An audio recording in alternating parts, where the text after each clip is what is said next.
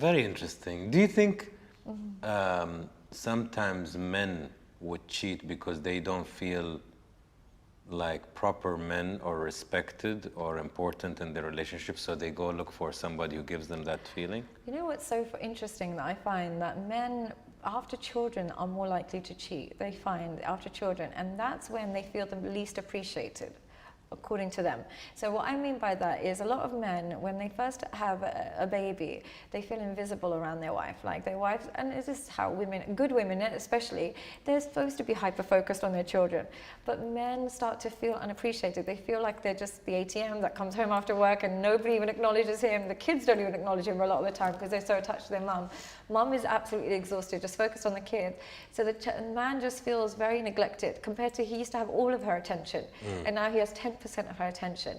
And there's no getting through to a woman in the first few years of the baby. Even if you go take her out for dinner, just the two of you, she's going to be thinking about the baby, talking about the baby, as she should. This is not any shade to her. But they feel more and more neglected.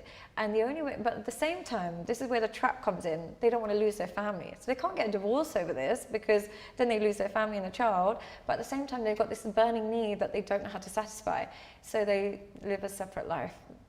And that's where the second wife comes in handy. Do you think we are polygamous in nature? One thing I would say is, you know, I think with men, I do think that if they were given two wives, you would never see them cheat. I would say that if they're given two wives, they will not cheat? I don't think so. I really don't. I think two wives are two headaches, and that's more than enough. It's also two mother-in-laws. And then once you realize, like, being responsible for two women, how difficult it is, it takes up all your energy.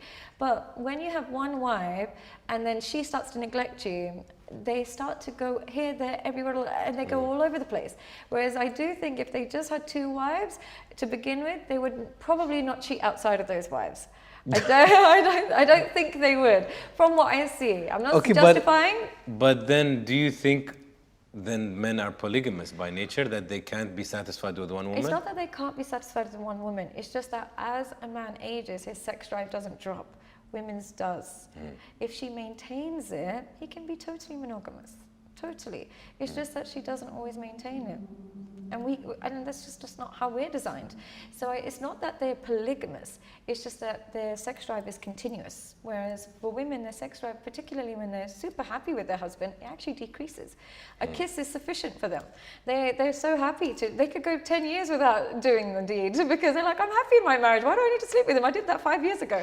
I don't need to do that anymore. So I think if they got the intimacy forever from that person, they would be fine with it. They only seek novelty when, you know, they have an issue. But generally, as long as they're getting the intimacy, they can easily be monogamous. It's when the intimacy drops where they become polygamous. The woman. The man, sorry. The man becomes polygamous. When the intimacy is gone with his wife, then he becomes polygamous. So, okay, let's play another hypothetical or case study. Let's say both of them are in their prime years. Yes. Sex drive is healthy, male, female, married. Yes. Can we say the male and female are by nature polygamous or monogamous? Nature. I would honestly say nature is more monogamous than we think. Okay. And the reason I say that is so many women come to me and say, I knew my husband was having an affair because he stopped having sex with me. Now, if a man is polygamous, when he's having an affair, his sex drive with his wife should be identical. Why has it stopped? If you're so polygamous, sleep with your wife in the morning and your mistress at night. Why does it stop with one of them? They're designed more monogamous than they realize.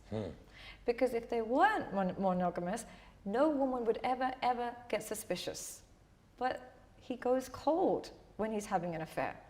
Very rarely does he maintain the same level of intimacy. This suggests to me they're actually monogamous. They're just simply more monogamous to the person they have sex with, not particularly their wife, girlfriend. It's whoever gives them the intimacy. I know men monogamous to an escort that they met, monogamous to her because she gives him intimacy, yet cheating on their wife because she doesn't. So they're monogamous, but they're monogamous to intimacy, not monogamous to a label of relationships or marriage. Would you agree or disagree as a man? I heard an interesting theory. It was like a 6-minute snippet on YouTube by a think tank, and they were different, like, professors. talking about polygamous and monogamous creatures and animals and human beings. And he said something, one of them said something interesting that I thought was pretty cool. He said, all human beings are polygamous. It's a decision to be monogamous. And he said something like, in words, that it's like if me and you are hungry, we can eat anything. You bring junk food, burger, healthy, we can eat. But does it mean with our brain and our psyche and our awareness we should eat everything? Yeah. Or you're like, no, I try to eat clean. Yeah. Therefore, by nature, I can eat anything, but I choose to live a healthier, better life. And he kind of Could it be compared that we're actually by nature monogamous and choose to be polygamous? That's interesting. That's why I'm asking you yeah, this. for me, I just genuinely think the fact that people in the beginning stages of relationships are naturally monogamous. There's very few people who are like, when they first meet someone, they're crazy about them, cheat constantly from day one. There's something missing in the intimacy that creates the infidelity later on. Or there's something missing in the connection. There's something missing in the masculinity or femininity that creates the polygamy. I genuinely believe that when you are fulfilled, monogamy is a natural byproduct of a fulfilling relationship. It's not difficult.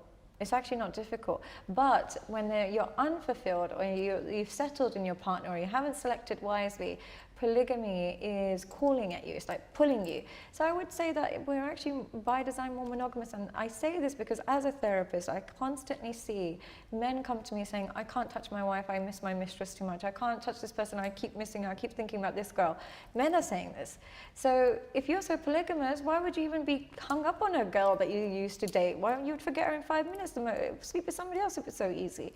So I think there is more monogamy in them than we think. But then why, it was interesting where you said in the honeymoon era, let's say in the first year, it's very natural to be monogamous. Then why it seems to be so difficult or so impossible, I don't want to use the word impossible, but so difficult that to sustain that natural monogamy by year 3 and year 4 or year 10? Our motivation to please our partner decreases over time. In the beginning stages, we don't see it as a burden looking after ourselves for our partner's sake and looking after our partner for our partner's sake. There's a natural selflessness that comes.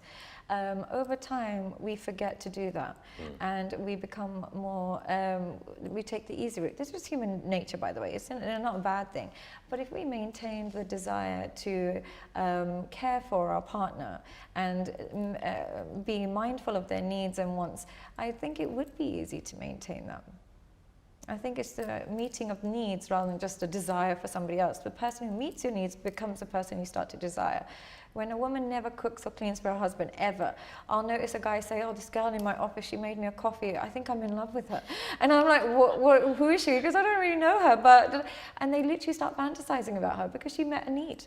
And similarly, a woman will say, my husband never kisses me, never tells me I'm beautiful. This guy at the gym, he always tells me I'm so sexy. I think I like him.